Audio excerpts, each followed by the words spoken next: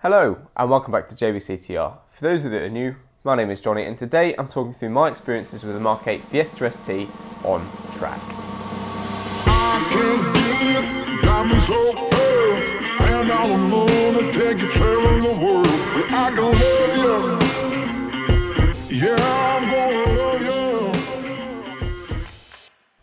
Okay, so firstly I just wanted to say this isn't quite the video I was expecting to make, so I actually intended to take you with me on the track day and show you around and all of that good stuff, but unfortunately the weather let us down. So I captured a whole load of footage and then today I'll sit in my lounge, which is nice and warm and comfy, and we'll talk you through my experiences and show you some of the footage and that kind of stuff. So in this video, what I wanted to do is give any of you who've not done a track day a little insight into what actually happens. They're not quite as scary as people think they are and why I think everyone should do one. And of course, I'm also going to talk through the MK8 Fiesta ST, how it performed and my thoughts and feelings on the car as a whole. So firstly, the track day. Now there is actually quite a lot of thought that goes into which track day you choose, particularly if you're new to the track day scene, if you want to call it that. So I chose Abingdon, mainly because it's not too far from me, but secondly because it's based on an RAF airfield. Now what that means is essentially it's a big runway with a few runoff roads and the whole course is just coned out, which is great if you've got like a new and shiny car like I have, the MK8 Fiesta, because there's nothing to hit really. The worst that could possibly happen really is if you go onto the grass sideways and then you risk rolling the car. So you just got to be mindful that if you are going to go on the grass, hit it straight. Don't try and sort of slide into it because that's when things can get dangerous. Now, pretty much all track days run the same or similar format and Abingdon was no different. So when you arrive, you're greeted by the marshals. They'll check that your name's on the list and you've actually paid to be on that track day. They'll then go straight into sound checking your car. So in this clip here, you can see Hugh doing exactly that in his track prepped BMW. All the mods on that car are pretty much handling based. The engine is nearly stock with a stock exhaust. And if you're interested, it read 89 decibels, which again is well under the 100 decibel limit of this track day. My Fiesta, it ended up reading 84 decibels with a Miltech GPF catback, and that was measured at 4,000 RPM. Now, if you're new to the channel, just so you're aware, my Fiesta is nearly stock. It's got an induction kit and a catback, neither of which really do anything for power. They just make it sound a bit better, which of course doesn't really matter at all on a track day. My friend Sam came along, he also drove, he was also a passenger, so you may see him in some of the upcoming clips. Next on the agenda is, of course, signing on. So you go in, you show your license, you get your sort of tags, which basically just say that you can drive in the course. You'll have to show them every time you go out. And then you sort of hang around for a bit and then you'll push straight into the driver's briefing. Now this was actually quite a long meeting at this track day. I understand they have to do it for insurance purposes.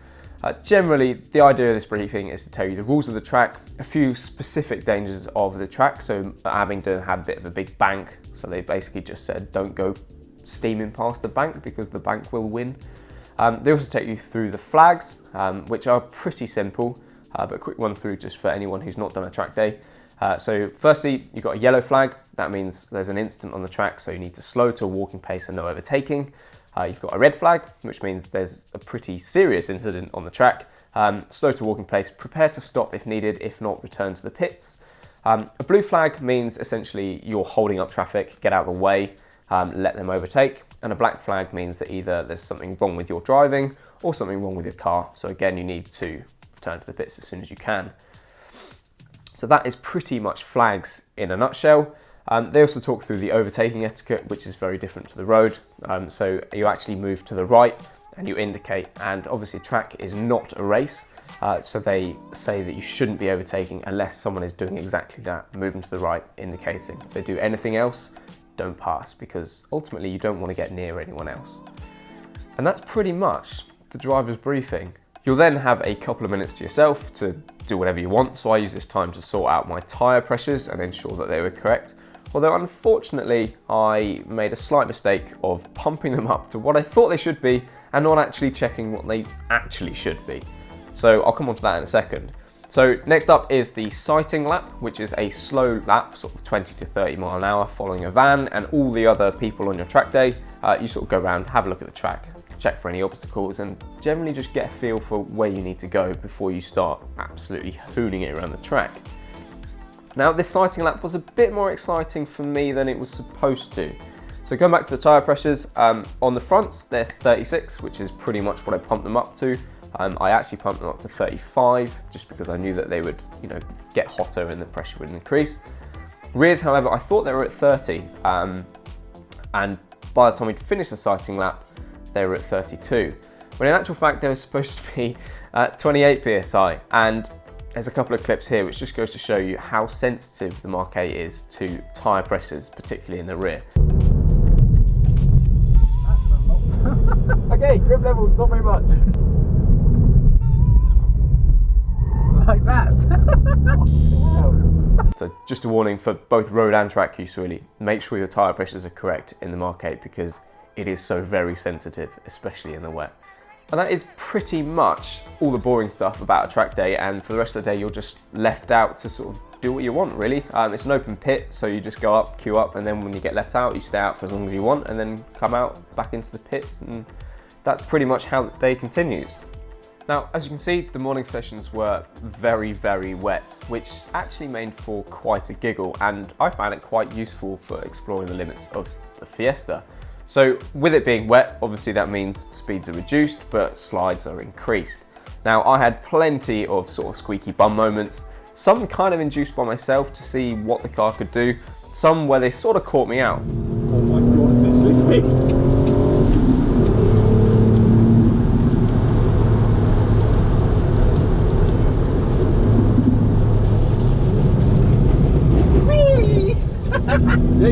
That's a proper slide. That was proper like opposite lock. What that did actually teach me is that the Mark 8 Fiesta is an incredibly balanced car. When it does choose to rotate, or when you choose to rotate, it will rotate around your hips. The feedback through that electric steering is actually quite impressive for a car that is this modern, and considering you don't actually have any connection from the steering wheel to the front wheels at all, the feedback is quite impressive, I'm not going to lie.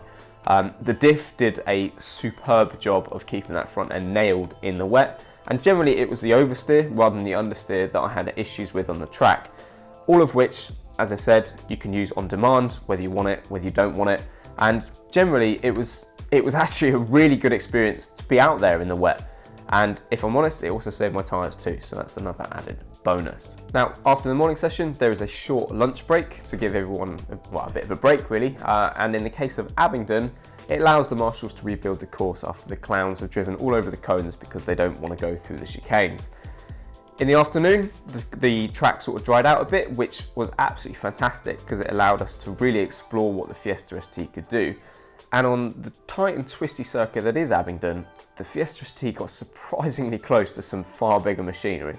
So granted, the bigger machinery had absolutely no space really to get any speed up, but through the twisties, that little ST, somehow, it's just so fast. In the afternoon, the Fiesta ST really did come alive. We were seriously impressed. In fact, it was the first time my friend Sam had actually ever driven a Fiesta of any kind really, and it was on track. And we were just having a little chat on a cooling down lap at the end of the day, and Sam pretty much summed up my thoughts on the car. So this is what Sam had to say about the Fiesta ST. Fucking sick. And then I'll put to work in it on Monday morning. I've never driven a car that I felt that connected to the front end of. I feel so connected to this thing. It is phenomenal. I'd buy one of these and track it just for that.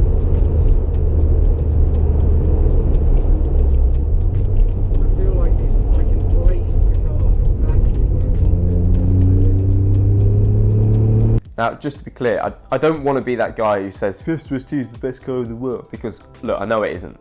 On this particular course, it was really quick because it was a short, tight, twisty course with not really any straights, to be honest. If it was on a longer course, I think the Fiesta ST could do with just a little bit more power. 200 PS as it comes to standard is more than enough to allow you to sort of explore the limits of grip, and really have a lot of fun. But if you do want to compete with the larger machinery, then of course it is lacking in power. So maybe I'll look to do something about that in the future. Now, mechanically speaking, I know a lot of you out there will still be skeptical about that little 1.5 3-pot engine. And if I'm totally honest, I was a little skeptical too, because of course you're redlining it all day for, well, 8 hours or so. So it is quite a test of that engine, but I'm glad to report it performed absolutely faultlessly. So it didn't drink a drop of oil, coolant levels remained at the right level, and the coolant temperature didn't exceed 100 degrees C as it's supposed to. So all in all, on the surface at least, the engine performed exactly as expected. Now, the only thing that really let me down, to be honest, was the brakes, which was entirely expected. So the Mark 7 brakes on track were terrible. I'd probably say the Mark 8 brakes were slightly better, but still pretty poor.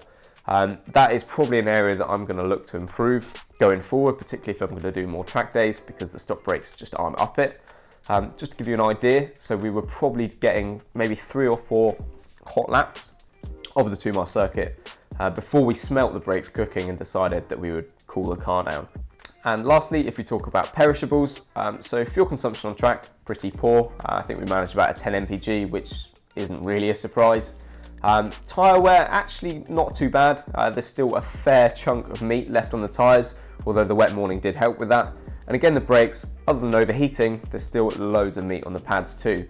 So if any of you are thinking about going on track, just a single track day will give you so much benefit to your sort of driving techniques and knowing your car really. And they're not actually as expensive as people think. Although if you do have a new and shiny car like mine is, I highly recommend track insurance, because if you stuff it, then it does turn out to be quite expensive. Now, with that, I think we'll leave it there. I've spoken a lot, so if you are still with me, thanks very much for watching. I'll leave you with a couple of track videos for those of you who like watching the track stuff, and I will catch you in the next one. Back from another funeral. Why should I stay here, but where can I go? Do you still bother, or are you sick of it all? Why do you stay and nowhere to go? No one could love you like I do. We're breaking up, we're breaking up. What kind of virus am I to you? Busy of night, I am the view. We make a castle to a ruin.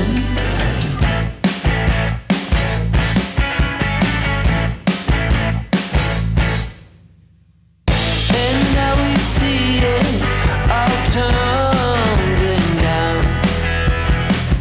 Nation of fools who band the baddies. Just like us, they do what we do. With one exception, we do it better. No one could love you like I do. We're breaking up, we're breaking up. What kind of virus am I to you? Easy at night, I am the few. Let's make this castle to a ruin.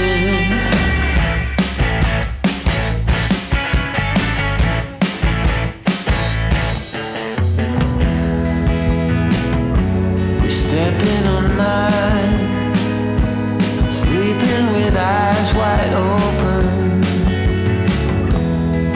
and you're in between the lines. I won't take what you've been smoking. Oh no, oh no.